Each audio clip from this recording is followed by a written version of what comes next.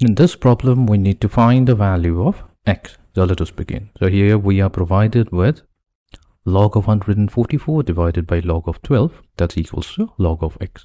Now log of 144, this can be also expressed as 12 squared divided by log of 12. So this is equals to log of x. Now we can use the property here. If we have a times log of b, so that's equivalent to log of b raised to the power of a. So since we have b log of b raised to the power of a, so we will write its equivalent form as 2 times log of 12. So we'll 2 times log of 12 divided by log of 12. So that's equals to log of x. So here log of 12 will get cancelled out from both the numerator and the denominator. And this is leaving us with log of x equals to 2. Now we can use the definition of logarithm.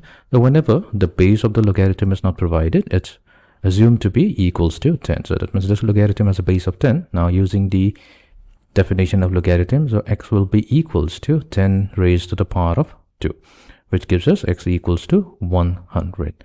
So that means log of 144 divided by log of 12. So that's equals to, if it's equals to log of x, then x will be equals to 100.